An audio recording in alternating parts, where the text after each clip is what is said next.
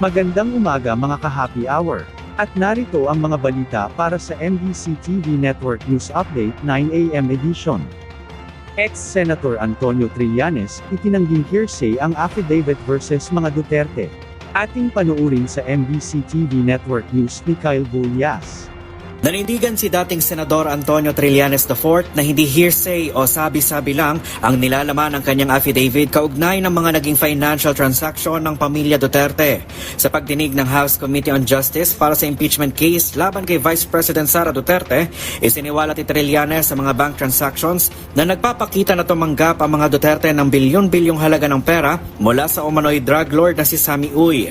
Ayon kay Trillanes, nakuha niyang impormasyong ito sa mga whistleblower noon pang 2016 noong nasa posisyon pa si dating Pangulong Rodrigo Duterte. Binigyang din ni Trillanes na ang mga transaksyon ito ay naberipika rin ng Anti-Money Laundering Council sa pagdinig kahapon. Si Sammy Uy, sa account po niya galing O tapos, kinumpirma po ng AMLAC yung tatlong transaksyon na kay Sara Duterte. So, sample po yan, random sample yung ginawa nila kahapon. So, 18 na sample accounts galing doon sa mga dokumentong kinuha ko, ay yun po ay kinumpirma ng AMLAC lahat, 18 out of 18. Samantala, sinabi naman ni Congressman Joel Chua na hindi aplikable ang Bank Secrecy Law sa pagtalakay ng mga naging transaksyon ni VP Sara at ng kanyang pamilya. Sa panayam ng DZRH, iginiit ni Chua na mayroong exception para sa pag-usisa ng mga naturang dokumento, partikular sa mga impeachment proceeding. Pero nilinaw ni Chua na ang tinatalakay lamang sa Kamara ay ang mga naging transaksyon batay sa report ng AMLAC at hindi ang nilalaman ng kanilang bangko. Yung sa bangko po, siguro pagdating na po ito sa Senate hearing. Hindi Now, dito pa lamang po tayo. sa AMLAC lang. Sa AMLAC pa lang po muna. But in any event, pwede rin naman po, pero kasi sabi nga po namin, ito'y determination lamang Ng probable cause. Eto. Mababaw lang. Pag sinabi po natin probable cause para sa kalaman ng ating mga kababayan, baka ginawa. Hindi po natin sinasabi na guilty na. Sa ngayon, iginiit ni Chua na hindi pa maaaring magbigay ng konklusyon batay sa mga naipresentang dokumento sa Kamara at kailangan pa ring hintayin ang pagpresenta ng mga ebidensya ng panig ng Vice Presidente.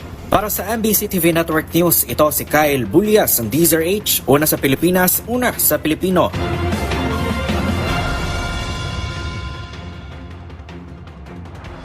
Samantala, Manibela, binuwag na ang protest centers pero transport strike, tuloy pa rin. Ito ay inihayag ng Transport Group na Manibela na binuwag na nila ang kanilang mga protest center, ngunit nananatiling epektibo ang transport strike. Ayon kay Manibela Chairman Mar Valbuena, maraming miyembro ang hindi pa rin bumibiyahe habang inaasikaso ang mga kinakailangang dokumento. Giit ni Valbuena, ang pagtigil ng operasyon ay hindi na tungkol sa piket kundi para makasunod sa government requirements, partikular sa route master lists. Aniya, kailangang matapos muna ang mga papeles bago muling makabalik sa pasada ang mga driver. Dagdag niya, praktikal na hakbang ang pagbuwag ng strike centers upang mas maasikaso ng mga miyembro ang compliance, ilan din sa kanilang liderato ang hindi nakatutok sa operasyon dahil sa pagdalo sa isang legal na pagdinig. Gayunman, sinabi ng grupo na posibleng magkaroon pa rin ng panibagong strike depende sa galaw ng presyo ng langis na anila ay hindi pa sapat ang rollback upang maibsan ang pasanin ng mga tsuper.